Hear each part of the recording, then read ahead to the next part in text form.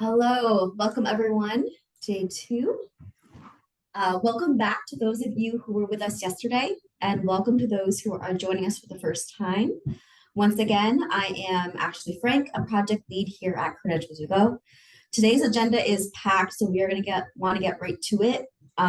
We're opening with our plenary session on lessons learned from our work to date, informed by conversations with so many of you and our network. Then we'll move into 2 rounds of breakout sessions, followed by a lightning talk session to get some quick takes on some very innovative efforts underway. During some of the breakout and plenary room sessions this afternoon, we'll be holding an invitational cross-state meeting of our state systems of higher education, where the state system folks can talk with one another about their major areas of progress and biggest challenges. And finally, we'll close the conference in a plenary session with an activity asking you about top takeaways you have from everything you heard. Now, again, just a few housekeeping items. You will be joining breakout sessions you wish to. We are not assigning folks. You will find descriptions of the sessions in your program, which Diamond will copy into the chat for us. We will be recording every session, and we will make these available in our newsroom and on our YouTube channel. Again, remember to use that chat function throughout our time together. We ask you to add your comments and questions so that we can address them and collect and use the information in follow-up documents and to inform our work in the coming year. And we'll be writing up pieces from various sessions to share the many exciting developments in the network more broadly with the field. Before I turn over the mic, for those who weren't with us yesterday afternoon, we wanted to give you an opportunity to be in on the movie premiere fun. We have a new Credential as You Go case-making video that we would love to share with you. This is an open source resource. We encourage you to take it and share it across your institutions, or use as you see fit to spread the word of Credential as You Go and uplift the great work so many of you are doing. Please let us know your thoughts in the chat, as we do have an opportunity to make some changes. This group is the first to see it, so we would love your feedback. Just give me one moment while I pull that up for you.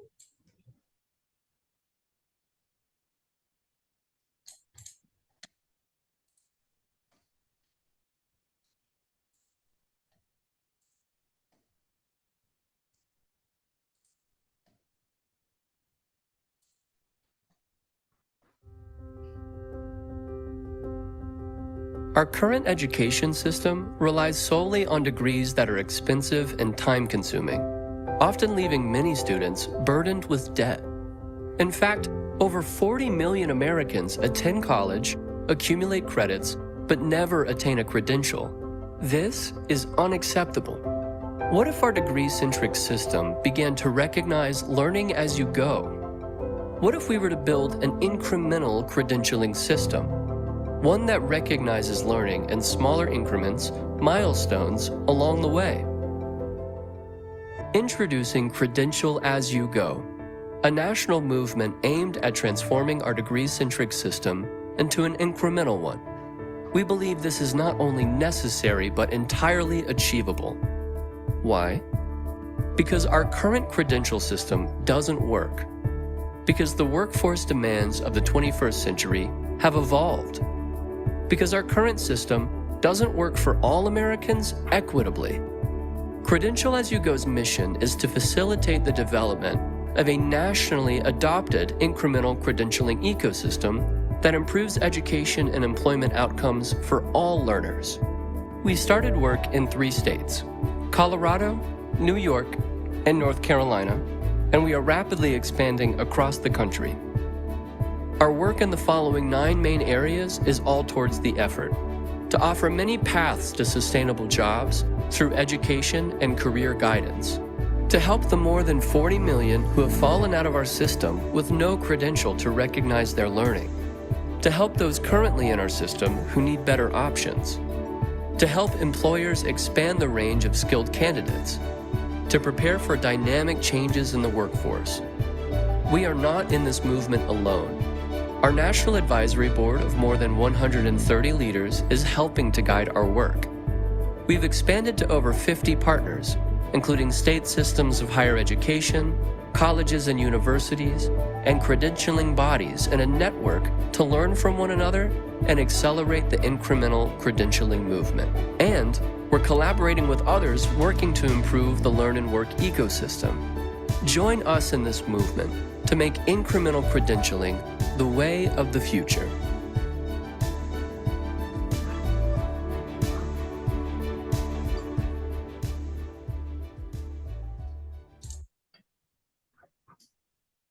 Great, thank you. And so that video will be available in the follow-up materials that we sent out to you all, as well as part of our new case-making playbook that we will be sharing with you with some of our new resources.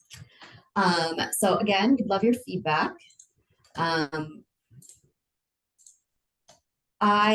that, thank you very much for everyone for being here today. And it's time for me to turn the podium over to Holly Zanville from our leadership team, who will be kicking off the lessons learned session. Holly. Thanks so much, Ashley. I'm Holly Zanville, one of the co-leads of Credential As You Go, and joining me for this session is Melissa Goldberg, also one of the co-leads of the National Initiative. We're going to be dividing this section on milestones and lessons learned into two parts. First, we'd like to bring you up to date and share information about Credential As You Go milestones, including the establishment of the network and incremental credentials that have actually been developed to date. During part two, we'd like to focus on lessons learned, which have emerged from discussions with cohort members across the 54 organizations. Then we'd like to share information about a report that is coming out soon that's going to be containing this information. And if you put in information or comments into the chat, that will really help us to be sure that we include everything that would be helpful to the network in the report. So we're going to start with the milestones, and Ashley Frank, who we just met, and Stephanie Bailey are going to be leading this. You all, of course, have met Ashley. Stephanie is the North Carolina and Colorado State Coordinator for the Credential As You Go grant. She works with the University of North Carolina System Office, the North Carolina Community College System, and the Colorado institutions in the IES cohort from the U.S. Department of Education grant. So Stephanie and Ashley, if you would walk us through key milestones and some of the lessons learned from the IES cohort over the past 2 years, we'll get started with that. Great, thank you, Holly. I'm going to go ahead and share some slides for us. Okay. So, as you heard me say yesterday, if you were here, the Credential As You Go network is comprised of 54 entities and more than 250 individual members. The first 24 entities are part of the 2022 cohort, the IES funded, and the following 30 are part of the 2023 cohort, Walmart funded. All members are working in various stages of implementing incremental credentialing, such as building a policy infrastructure to support incremental credentialing, developing new incremental credential courses, components, and our programs, marketing incremental credentials to learners, and developing verification and record-keeping improvements to recognize learning in an incremental credentialing system. Some members are focusing on multiple areas of incremental credentialing, others are focusing in on one or two. So one of the lessons learned that we gathered from this initial incremental credential development work is where we saw the institutions starting. Where might you start? How did they begin the work of identifying what credentials to build or how to build them? Different institutions started in different places, but overall, we really saw 7 drivers identified among the faculty practitioners. Curriculum chunking was a natural place for many faculty to begin, a painless entry point.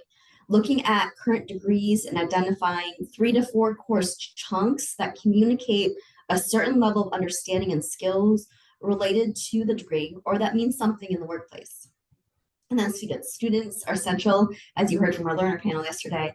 At a number of institutions, there were strong learner voices advocating for and demanding shorter incremental credentials. In some cases, the students went all the way through the institutional governance process to advocate for themselves. The institution listened, leading to some really powerful credentials that have helped increase enrollments and retention. Data was and is key. Institutions found looking at student leakage points helpful in determining where smaller credentials could be useful. So what skills and knowledge did they gain prior to stopping out and entering the workforce? what is happening in the labor market currently, and then what is happening at the state and national level around workforce needs. And then we have partnerships with industry and community, played a major part in development. What do your partners need? In conversations with them, what competencies or skills are needed for their employees to move to that next level? What skill sets can be identified and provided? What fields are positioned already to accept short-term credentials? And we have policy and our legislation coming down on a lot of these credentials. That can be a driver of prioritization in a certain field. Money is to be spent in certain ways. Capitalizing on these moments can provide for some great pilot opportunities. And then finally, this last entry point is a newer one that we've been noticing, but institutions have taken our incremental credentialing framework and identified which approaches they are not yet using and tried to implement those additional approaches with new credentials or by adding something new to an already existing credential. And then speaking of our framework approaches, here's a snapshot of what we have been seeing among the incremental credentials developed so far. And Stephanie's going to dive a little deeper in just a moment for us. But so far, 38% of these credentials represent the learn as you go approach. 30, did I say 38? 34 are specialize as you go. 47% are stack as you go. 15% are transfer as you go. 21% are partners you go, and 7%, so it's a starting initially growing number, are representing our retro award as you go. That said, the majority of these new credentials use more than one framework approach. So they were really combining them in really powerful ways. In fact, only 15% had just one approach. Most were combined and weaved together to really make strong credentials. So right here, I'm going to pass it to you, Stephanie Bailey, for our next slide. Thank you, Ashley. Our institution teams have been very busy in the 2022 cohort. Our 3 states have created 111 incremental credentials. And I love this graphic because it really does show the many different ways our incremental credentials can be found, the different types, the different ways to connect them in multiple areas. So it really, now this graphic represents it, but it shows it in the numbers as well. Of our 111 created, 62% are launched, have student enrollment. 46% are credit-bearing incremental credentials, 38% non-credit, and about 13% have a combination, often using industry credentials or credit for prior learning. And our institution teams went about this in lots of different ways in designing the incremental credentials. We found the most to have built it into a specific degree, to align it to a specific job or industry, or use prior learning or industry certification, and definitely bridging that non-credit to credit space. And where are these 111 credentials in Colorado, North Carolina, and New York? So the very top, the most are found in the information technology discipline. So top left to business, healthcare, and education being our top 4 areas. But we found them in, you can see, in such a diverse areas, from trades to hospitality, communication, advanced manufacturing, veterinary, homeland security, design thinking and the arts, human services, and aircraft and flight. All right, Holly, I'm passing it back to you. Thanks. And if you all think about that slide that you just saw, if we show this again in another 6 months, 8 months, you are likely to see that several other states and with their institutions are moving into some sort of incremental credential for gen ed. They're calling it different things, but this is a very important major development that is happening in various of the states. And it's not, you can't see that apparent right now, but we think that that's going to be a very major set of developments. So one thing I want to mention too is when you looked at the map, I know it was hard to see all the institutions, but hopefully you got a sense that there are a lot of institutions on the map.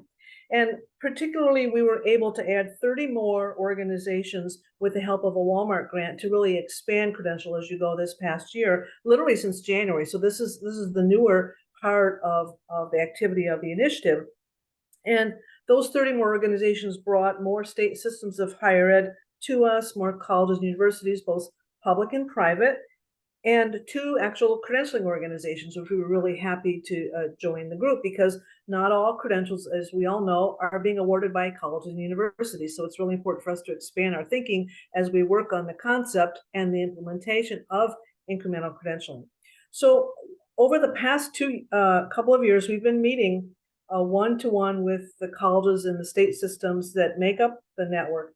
And the purpose of these discussions is really to learn about progress that folks are making, which of the resources that Credential as you go is really helpful to folks. And if it's not helpful enough, what can we do to make them more helpful? So we want to ask folks one-to-one. They might not say that in a big meeting, but they will say it in a one-to-one meeting. And what are their biggest challenges and the lessons they've learned so far? And although I think you all know that Credential as you go has a major research emphasis, it's really important for us to be collecting kind of milestone markers and lessons learned along the way. We can't wait 3 to 4 to 5 years for some sort of summative evaluation and data in order to tell us whether or not we're on the right path. So we are really trying to bring in this work around collecting early takeaways to help inform and fine-tune a lot of our efforts. So with this in mind, we want to share with you what we've been hearing from these smaller discussions, these franker discussions. So Melissa, Jason, Render, and I are going to be sharing 10 themes, like a top 10, and along with the issues that have been coming up we think we've had more than 200 hours of conversations between the Walmart side of the cohort and the IES. So Melissa's going to start out with the first 3 of these. Thanks so much, Holly. And hello, everyone. And here, I'm going to share some of the lessons learned that network members have shared with us. So let's see if we go to the next slide, please. So the first theme, if you will, around lessons learned has to do with awareness.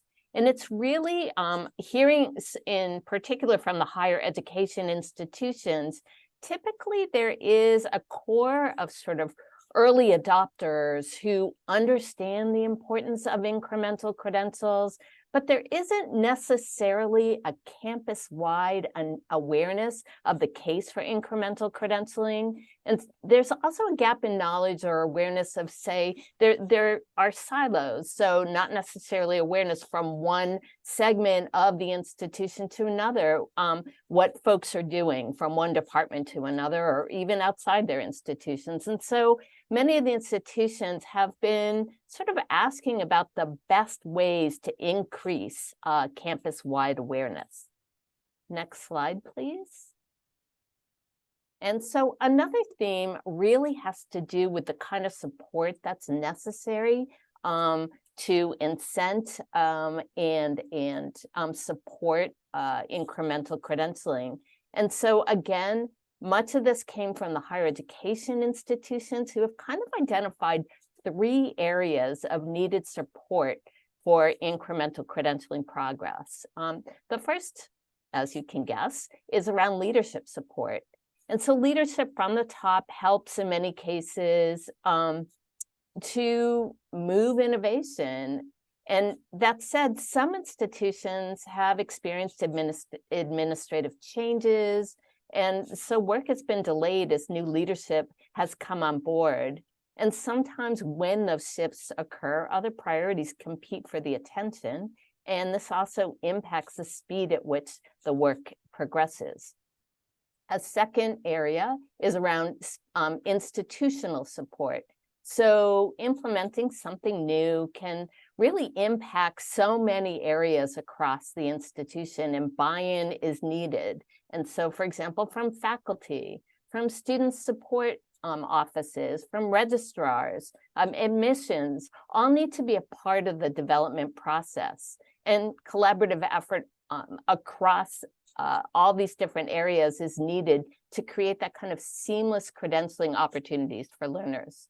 And then finally, there is the issue of compensation and workload. Tight funding and limited staff can hinder innovations and the development of new credentials. So for some faculty, for example, creating new credentials can be a really heavy lift with competing demands on their time. Additionally, lack of professional development to undertake this work can be an issue that's impacting progress. Next slide. And then there are different kinds of impacts and implications by discipline. So implementing incremental credentials can really differ by discipline. So for example, the demand, say for nurses or teachers, informs how associated credentials are designed and implemented. The speed of occupational or industry skills needs change, influence others, consider programs preparing folks for IT or cybersecurity. And then other influences or state policy, for example, or needs of learners to enter into and advance their careers all have implications and influence the creation and development of these incremental credentials. And so network members are experimenting with solutions to these challenges and are really eager to learn from one another through case studies, examples, and peer-to-peer discussions. Let me hand this off to Jason Render. And Jason's a policy associate at Corporation for a Skilled Workforce and one of the project leads for Credential As You Go. Jason? Amazing. Thank you, Melissa. And hello, everybody. It's been such a pleasure to take part in this great conference and learn alongside you all over these past 2 days. But let's get right on into it. So looking at competing efforts, we've seen that there's so much happening within the learn and work ecosystem. And we've heard from network members that there are many efforts underway at their institutions and in their states related to Credential As You Go, and in some cases, competing with the incremental credentialing efforts. So often, the same staff are engaged in these various efforts and are often confused or confounded by how to balance them all throughout their work. Amazing. Next theme that we saw was within marketing and recruitment.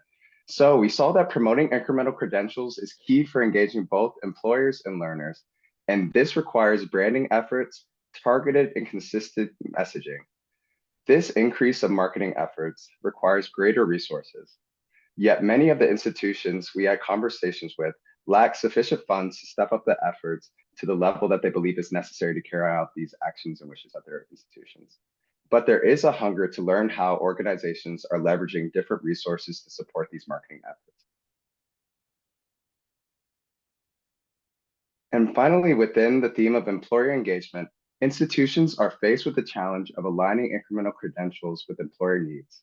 So first, many struggle to understand the skills needed for in-demand occupations. Second, in many cases, employers are still seeking workers with traditional degrees and don't really understand or trust incremental credentials. And then in other cases, employers are creating their own educational and training programs. And then colleges are struggling to know how to incorporate those workforce programs into credentialing pathways leading to upward mobility.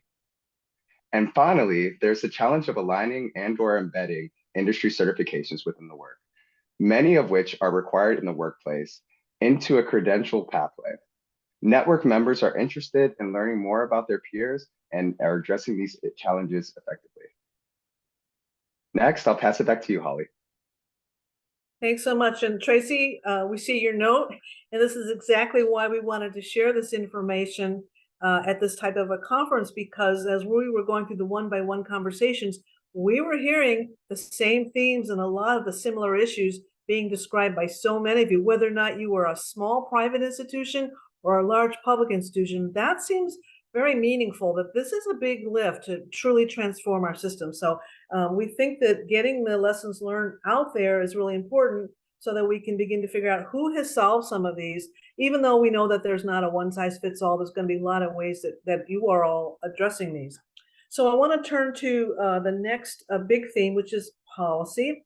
And one of the things that's really come to the fore by many of the institutions is noting that a lot of the policies that we have in place at the state level and at the institution level, frankly, are dated, and they don't serve the new interests around incremental credentialing. So policy changes are needed in order to allow smaller credentials to take their place. And even the note that I mentioned earlier about credentialing something equivalent to gen ed, it's requiring policy change in order to do that, particularly for the universities to do that. We also heard a lot about policy around changing prerequisites. Could learners accelerate their progress through incremental credentials by not dealing with so many prerequisites, frankly? And what could be done to clean up some of that kind of a big mess, it sounded to us like. You all know better than we do, but we were hearing that over and over, like, we have to solve prerequisite issues. And honestly, we were not expecting to hear about prerequisites in these conversations, but we have been hearing about that. A third thing we heard a lot about, not a surprise for anyone who's been into the credentialing realm for the last many, many years, is using credit for prior learning. What can All right, we I'm just going to log out for a minute. Okay. What can we do to understand what kind of skills, knowledge people are bringing with them, and get prior learning assessment credits for them in order to accelerate? And that's a very, very important part of incremental credentialing. If you've looked at the framework carefully, you know that credit for prior learning is at the center of all of that, because that's one of the things we obviously have to deal with. And and the last one that came up, different folks, just know that we can hear you when you don't have yourself on mute. The last one, we also had many conversations about the impacts of changing politics around DEI at the campuses. And although we weren't sure that that was going to be impacting incremental credentialing directly, what we heard about was it's obviously causing great unrest at the campuses.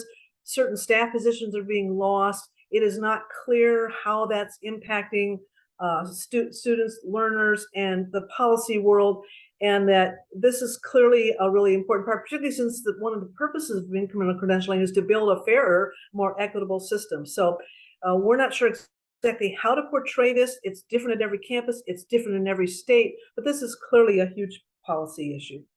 Okay, the next big area, technology. Another giant area. In order to accommodate changes in incremental credentialing, we're going to have to change our record keeping systems. The current systems are designed around degree structures. That's not very helpful when you're trying to bring in other types of non-degree or incremental credentials. And furthermore, it's a big lift when you're trying to bring in non-credit to hybrid into, to join forces with the credit. And we don't have automated record systems. So we heard a lot, particularly from, as Melissa mentioned, some of the disciplines that have had to go faster because workforce needs are so severe in healthcare and in IT and in teacher ed. Some of those disciplines are being hit harder on the technology side. What can they do to identify students who are bridging from non-credit to credit, et cetera? So some of them are trying to figure things out for their own discipline, not even an institution-wide fix. So this is a huge issue. And integration, of course, is our records being integrated. We know that it's really difficult to even grasp the concept of we could integrate all of our credentials. You would think that'd be easy, but it is not. We know that our records are disconnected. The learner records were not able to capture the kind of learning that people have experienced in their workforce, and many of the students in the incremental credentialing pathways are working on the employer side as well, and they're accumulating learning, which is really difficult to capture. And then our current systems are making tracking all of this, which is so important to the data and the research side of the shop. It's difficult to track student progress and to determine when and if we're being successful. And we think we're going to be successful, but we're going to need data. No one is just going to accept anyone's word about this. We're going to need data to provide the evidence for this. And then the last one I'm going to speak to is non-credit credit. Nan Travers raised this yesterday as one of her leading questions. What are we going to do about non-credit and credit? Is learning really learning? Why do we have these divisions between non-credit and credit? We have confusion about the connection between the two. We are struggling to determine which credentials should be non-credit versus credit. Is there really a good reason? And it's a different decision at different campuses, we're hearing. So that makes the whole field just more and more difficult to navigate and confusing. The institutions are beginning to focus on these bridging gaps, and we think we have a lot to learn from those who are figuring that out, and particularly identifying what are some of the best strategies to employ in doing this work. And we heard in a lot of the conversations we had when we asked the question, what can we do to support you more? We heard them say, let us know what everyone else is doing so we can tell our folks we're not alone. Other people are dealing with this. How can we garner leadership support on our campuses? Part of that is by telling our leadership that others are working in the space and the kind of successes that they are having. So we need examples, examples, and examples. There was a lot of interest in understanding funding models. How are we going to support students? We had that very lucky student yesterday. If you were here, you heard our learner panel, who luckily her expenses were covered, but a lot of students' expenses are not covered. And we need to figure out ways to have people participate in incremental credentialing that where there is financial support for them. And we need a lot of help on the advising side. What will students do? Will they understand what micro-credentials mean? What badges mean? What combos of badges mean? Who's going to explain it? How are they going to sign up for and explain it to employers, et cetera? So we think that we need a tremendous push on the advising side. So with that, I'm going to turn it over to Melissa for the last big theme, which we think is why we're all here. Exactly, Holly. Thanks. And that really is about, we were trying to explore why folks are part of the network, and is it useful, and to learn about how we could potentially make it more useful. And so network members have indicated that they see value in network participation. We're learning about how folks are using the tools and resources. So for example, the website and the playbooks not only provide content support, but provide members with kind of proof positive that incremental credentialing is a movement. You know, we heard from folks who say they're taking the toolbooks or they're pointing to the website to engage their peers and their leadership.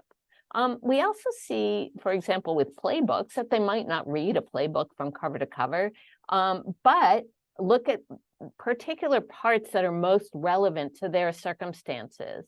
And the members appreciate the case studies and hearing from other members. And you heard from Holly, who just said people are looking for examples, examples, examples.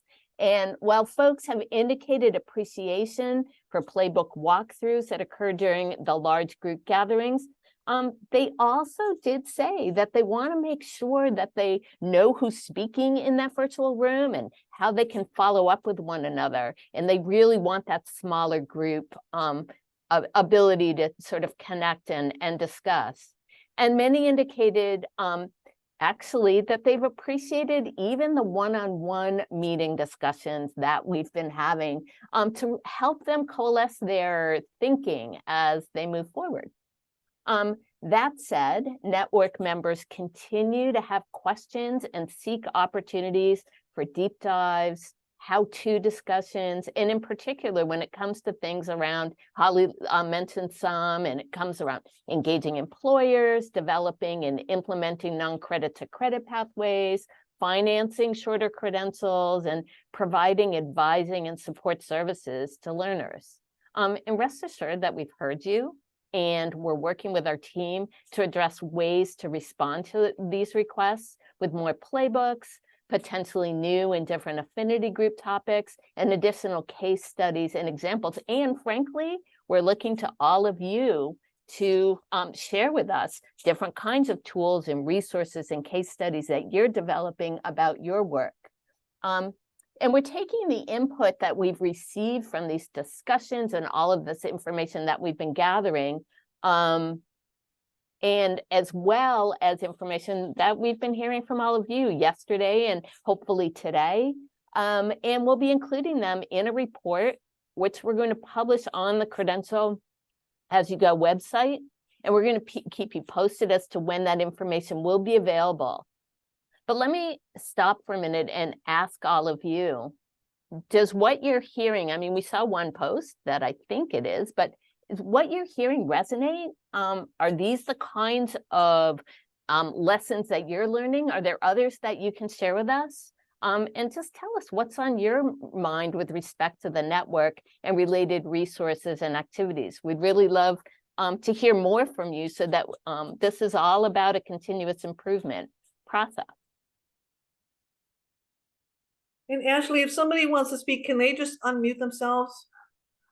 They can. That would be amazing. So if anybody would be wants to go wonderful. for it, unmute yourself. We have about 10 minutes where if you want to speak to these issues you just heard or add others or underscore some of them, we'd love to hear from many of you. Yeah. Joan. Thank you so kindly.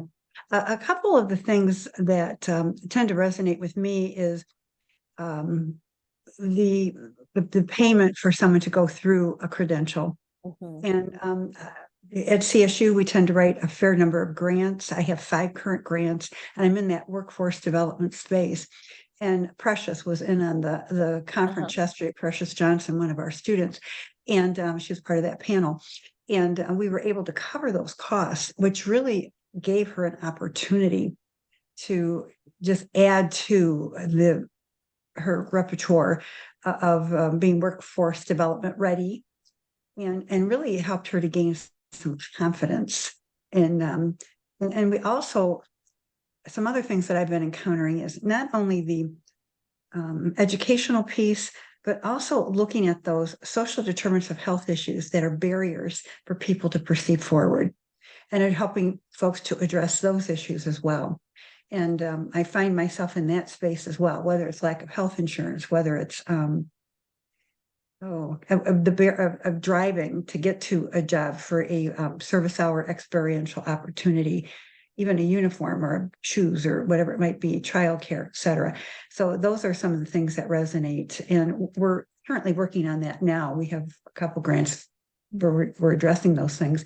We're trying to look at those metrics and in order to better assist the students moving forward, because we do not have the same opportunity as the credit-bearing students, because the credit-bearing students have a student fee in which they have all those things addressed.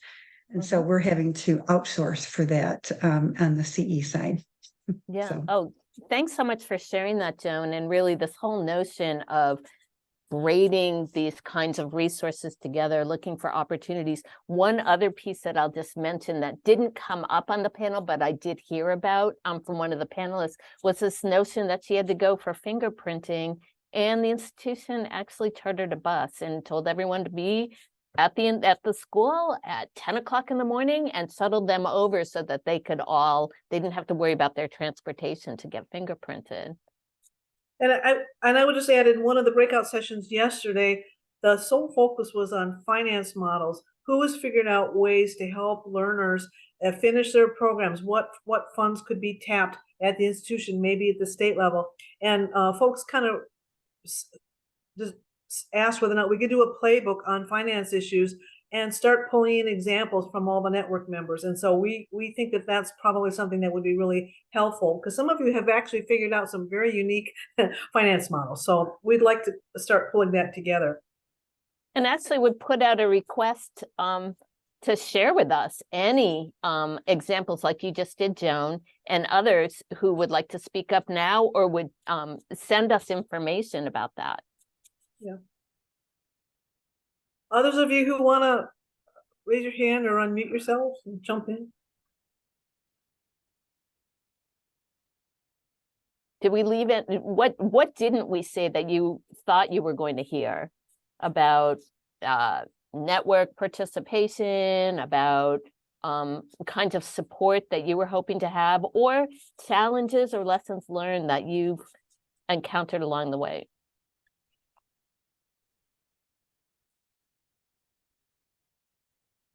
I'm scrolling at all your pictures. Many of you are off camera to see if anyone has raised their hand.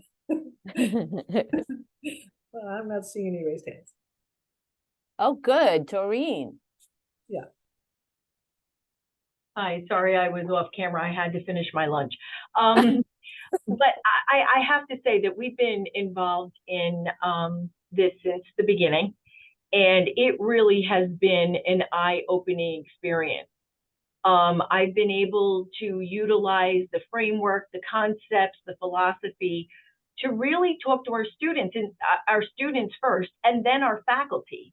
The faculty are probably our biggest challenge as far as having been in a model now for how many years, and to try to discuss how that needs to change. isn't always an easy concept to understand and then for them to accept. But once I just came with the same message every time. And as I continued to do that all the way through COVID on Zoom, and they began to understand the concepts, how it wasn't going to decimate our degrees, it was actually going to grow retention. And I was able to start getting that data to show them and how it could work. And then I got my champions, and I used those champions every chance I had to make it work. And we've been doing this now since right before COVID hit, but our students, because we have a lot of credit-bearing micro-credentials, our students are just finishing some of them now, and I'm starting to get some of that feedback from students. Not just how excited they are to earn it because they feel like they've accomplished something and they're not even done with their degree, but one has already gotten a promotion and they're giving me quotes and things where it has meaning in their life. So, you know, my philosophy right from the beginning was every micro has to have value to the student and value to the employer. And I'm going to talk a little bit more about that in my breakout session today. But, you know, this really has been a really good experience. And Nan is so well versed. I mean, we started with her 2.5 years ago, and she's so well versed in this space that really helped us out, you know, as well, in thinking outside the box. And how would this really work? We've got this degree system. You got to get a degree. How would it work? How would we help employers actually understand what this is about and then accept it, you know, and accept it as a form of learning and then education to give someone a job. Mm-hmm. And we've done it all now. I've done everything, not in the order of that circle, but we've just about done everything except for transfer as you go at this point. That's thank you so much for sharing that, Doreen, and see a good plug for your breakout session. There you go.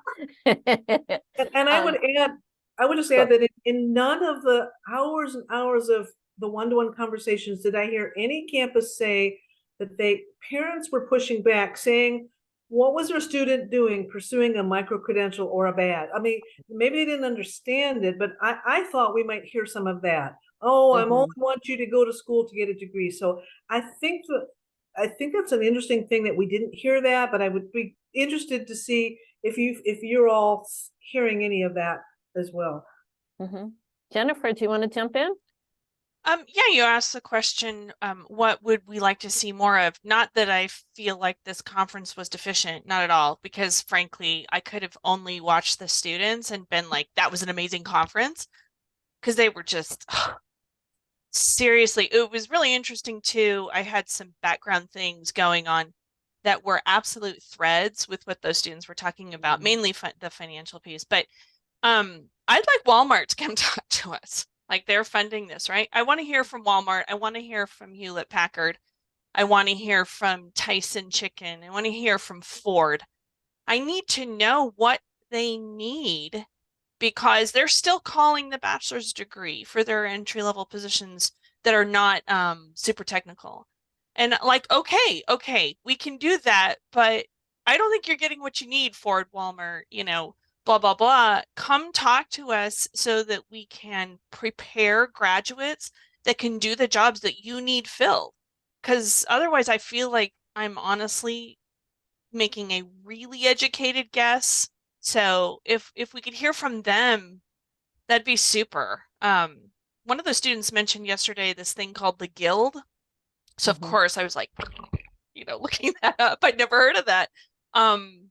Really useful. What if we could do more official partnering with industry because they need workers? As a side note, I heard, I can't really talk much about it, but the United States is producing 15% of what is required for people who can do academic kind of research, which I just think is an interesting parallel because you can't get to PhD and master's level unless you start at the beginning, right? And we have definitely an underprepared workforce. And so if we want to graduate a workforce that meets the needs of national security, I think it starts right here with the people who get cybersecurity credentials and education credentials and all that. It's all one story. And so The funding piece is really important to me because our students just simply can't afford. I mean, frankly, I can't afford it either. And I'm fully employed. So how we bridge the financial piece for our students and with connecting with these employers so that we're delivering what they truly need. I'd love to see that. And we're gonna have to wrap. You raised some really good points, and I would just say that the number that you heard yesterday, the 40 million something that have some college and no credential, that's undergraduates. If you added the graduate level, which we know a lot of employers need people trained at the advanced level, there are many students who are in a master's degree program or a PhD program, and they leave.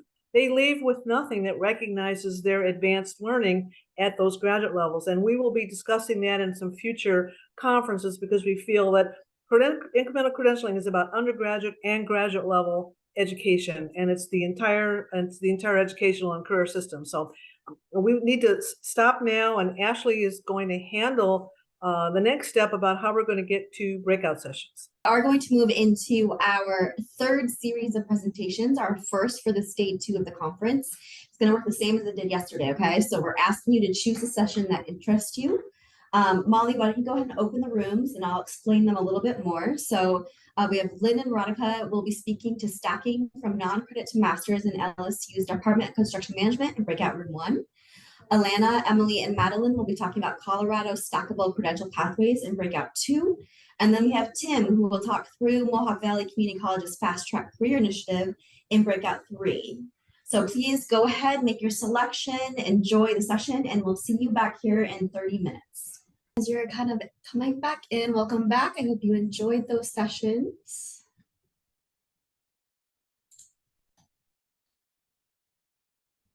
Okay, we have 25 folks back. We're having more come back. I think we still have a room running. What we're going to do is we have 5 minutes of transition time. We knew we would take some time to build out the next series of breakout rooms in the back end. So we're going to, if you recall, yesterday, we were able to share some thoughts and reflections by members of our advisory board. And so we're going to continue that now with our next advisory board member from ACRO. And then as soon as we finish that video up, I'm going to invite the state system folks to join their room, but don't worry, we'll give you a link at that time. And then we're going to open up the next series of breakout rooms. So for now, please enjoy this advisory board video from ACRO.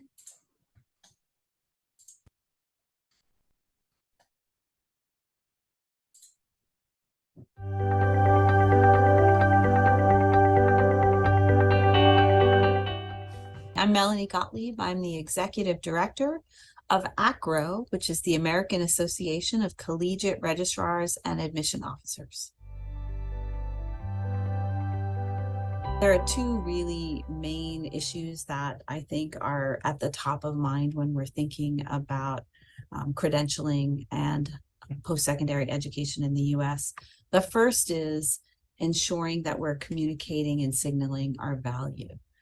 Higher education hasn't done a great job of helping both learners and employers understand the value of the education that they're offering and how that education translates into the skills and competencies that are important in the workplace. That transformation and that translation and articulation is something that we are very keenly focused on at ACRO right now. And I think it's going to be important as we move forward to ensure that the public understands the value of higher education and understands the relevance of higher education. The second piece, I think, is relevance. I do think that in many ways, higher education has not, writ large, paid close enough attention to the needs of employment. I think that there's this assumption that higher ed speaks for itself, that the degree is that carries with it all of the weight and authority and the learning. We all know that education is transformative, but that knowledge has not translated well in the workplace. And so higher education really needs to rethink how they signal their value, how they remain relevant to a very changing and dynamic workforce environment, and how they attract learners of all ages in order to ensure that our economy continues to grow, that our learners continue to be successful, and that overall our country and the globe can realize that success. ACRA is a part of the Credential As You Go initiative because we are very focused right now on helping our institutions rethink how they deliver and articulate credentials that are meaningful to learners and to the overall economic workplace. And Credential As You Go is an opportunity to think about offerings to motivate learners, to help them understand their pathway through an education system and into the workforce, and understand the relevance of that learning to their future. And so Credential As You Go captures, I think, the spirit of learning mobility in ways that institutions could really grasp and benefit from.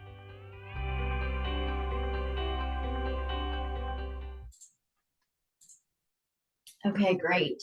All right, everyone. So at this time, thank you to everyone who just presented the last session. I am going to invite the folks who are part of our cross-state meeting, those state system folks, go ahead and join that meeting. Jason is going to copy and paste the Zoom link into chat for you all. All you need to do is click that link and you will head right to that meeting. Don't forget to come back when you're done. For the majority of you, though, we find ourselves at the last series of breakout presentations for the conference. Please remember to come back after those. We will then highlight our lightning round speakers and get a peek into their work as well. So we're going to go ahead and open the rooms, Molly, when you have a moment, and I'll go ahead and describe what's going to happen in each room. Select the room that interests you and enjoy. So in breakout room number 1, we have Doreen, who will be talking about Rockland Community College's creating an incremental credential process. Megan will share Bay Path University's Meta Social Media Marketing Professional Certificate in breakout 2.